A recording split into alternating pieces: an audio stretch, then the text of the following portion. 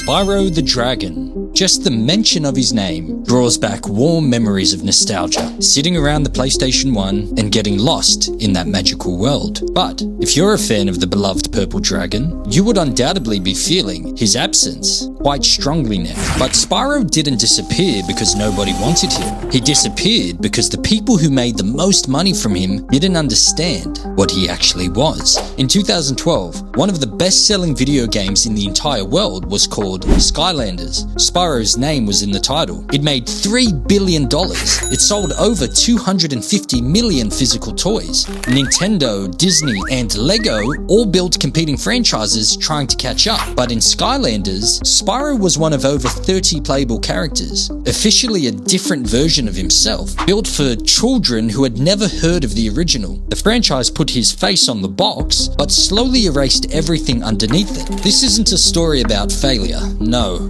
This is something far stranger, a character that became hollowed out by the most commercially successful period his franchise ever had. But before we go forward, we have to go back, because to understand what killed Spyro the Dragon, you have to understand who he was in the first place, and how close it all came to never existing at all.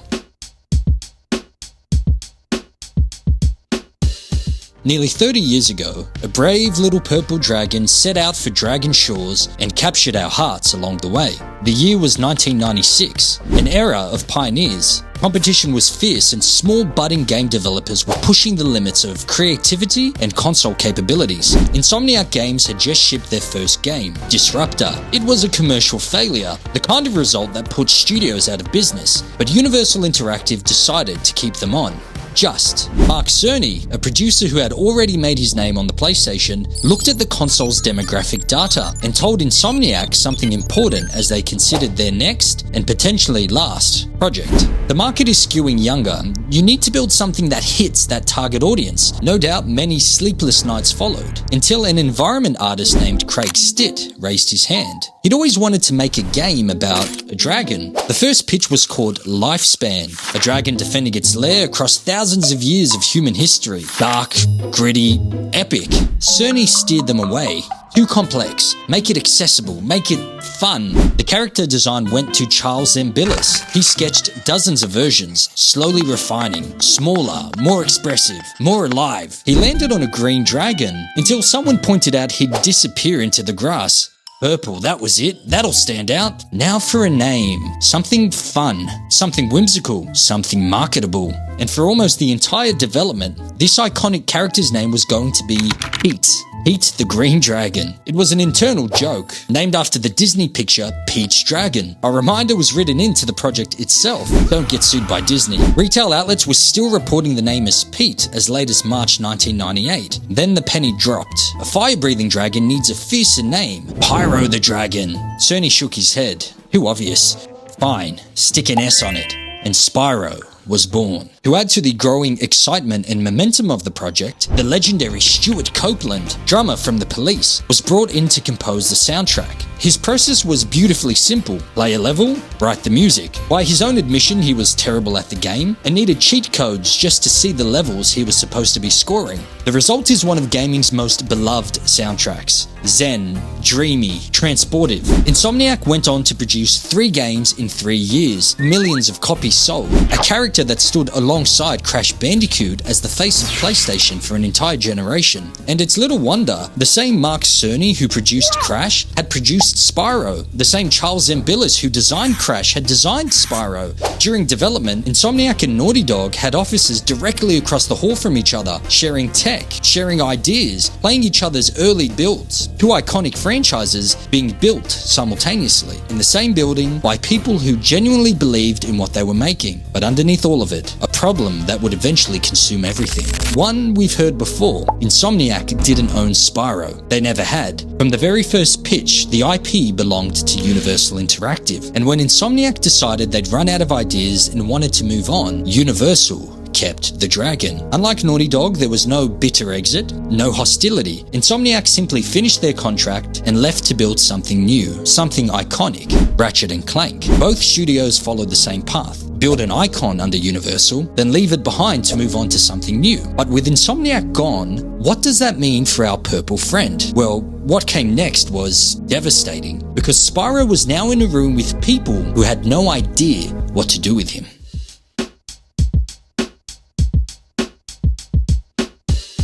Universal needed a PS2 debut for Spyro, fast, and they chose to give him to two studios that had never shipped a console game between them. Check 6 Studios handled design and programming, Equinox Digital Entertainment handled the art. Two brand new studios, one beloved franchise, Universal overseeing everything. It started badly and got worse. Universal signed off on a reported 122-page design document, months of meetings compressed into a shared vision. Then, a month into actual production, froze everything and scrapped it entirely. They wanted something closer to the original trilogy, and then the following week they'd ask, but what's special about it? What makes this different? The developers couldn't win. Constant interference, shifting goalposts, staff started leaving. The ones who stayed went through extended crunch, with increasing pressure to release in time for Christmas. Check 6 struggled to pay its developers entirely. The project deteriorated so completely that one morning everyone arrived at work and was told to go home. The game was cancelled, just like that. A staff member named Warren Davis stepped in. He mediated between the two studio heads, two directors who had stopped being able to work together, and pulled the project back from the dead through sheer force of will. Without him, Enter the Dragonfly stays cancelled, and we never speak of it again. And here's the detail that almost rewrote this entire story. The former vice president of Universal Interactive later confirmed he had nearly brokered a deal to cancel the game entirely and bring Insomniac back to rescue it. The people who built Spyro were this close to coming back. They didn't. Maybe in some alternate universe, but not this one. Enter the Dragonfly shipped November 2002. 8 levels instead of the planned 25. 40-second load times. A frame rate that regularly collapsed into single digits. A glitch so fundamental you could skip the entire game and reach the final boss within minutes of starting. There were even reports of a player suffering an epileptic seizure while playing it, leading to legal action against Universal in 2007. Stuart Copeland returned to score the soundtrack. It would be his last for the series. He described seeing the marketing material for the game and not recognizing it as Spyro. The promotional campaign was country and western themed. His exact words? I think that's where the divergence happened for me. We were not on the same page anymore. Both studios shut down shortly after the game was shipped. It was the only console game either of them ever released. And in 2019, 17 years after Enter the Dragonfly came out, someone discovered a cheat code hidden deep inside the game. It unlocked a secret credits list, the names of every developer who had left during production, erased from the official release, acknowledged only in a hidden menu that nobody was ever supposed to find. Universal had shipped a broken game. It's not looking good for Spyro. What followed was quieter than you might expect, less chaotic, more resigned. Eurocom made A Hero's Tale in 2004. Competent, safe, forgettable. Amaze Entertainment released Shadow Legacy for the DS in 2005, a game so stripped of what made Spyro special that most fans have quietly agreed to forget it existed. Then came Chrome Studios, attempting something genuinely different. The Legend of Spyro trilogy ran from 2006 to 2008, a full reboot with a darker tone, heavy combat, a brand new mythology, and Lord of the Rings actor Elijah Wood as the voice of Spyro. But I think I can stop it. I think I'm meant to. None of these games were disasters, but they didn't feel like Spyro, and for fans, that difference mattered more than anything. If you grew up with the original, the open worlds, the gems scattered across sunlit levels, the freedom, the warmth, the color, and then sat down with Legend of Spyro, you were looking at a stranger, a character with the same name and the same color who moved differently, sounded different, existed in a world that had nothing to do with what came before. The spirit wasn't there, and without the spirit, all you had was a name. At the same time, Universal Pictures had a Spyro film in development, planned for Christmas 2009. It was delayed, and then quietly deleted when Activision acquired the IP following their merger with Vivendi in 2008. Activision had the Dragon's fate now, and for a moment, it seemed like maybe, just maybe, a safe pair of hands. They handed him to Toys for Bob, a studio that genuinely loves Spyro, and their plan, when they finally landed on one, was the last thing anyone expected. Toys for Bob's first instinct was a dark, gritty reboot. Blood, mature themes, a complete reinvention. They built prototypes, then looked at what they'd made and walked away from it. It didn't feel like Spyro. They cared too much to give the fans slop. So they spent 6 months moving in different directions. A tiny Spyro, an origami Spyro. Nothing clicked. And then someone asked Toys for Bob, a company literally named for toys, for a game that told a toy story. What if the toys were real? Skylanders, Spyro's Adventure, launched October 2011. Physical figures that communicated with the game through a portal device. You bought the toy, you placed it on the portal, and the character appeared in the game. It became one of the best-selling console games in the world in 2012. Within 15 months, it had made $1 billion. 3 billion total. Over 250 million toys sold. Nintendo, Disney, and Lego all tried to build something similar, but none of them ever caught up. And Spyro, the character whose name was in the title of the first game, was one of over 30 playable characters, officially a different version of himself, aimed at children who had never heard of the original.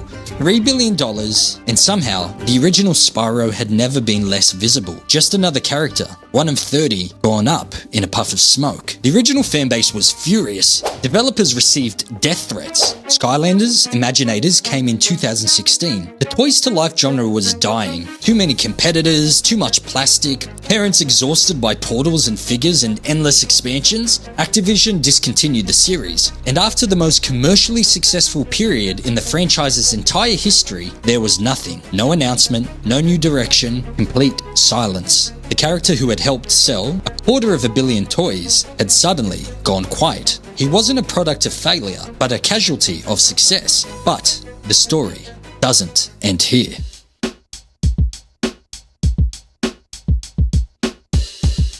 In April 2018, in the silence and smoldering ashes of a beloved franchise, gaming outlets started receiving mysterious packages.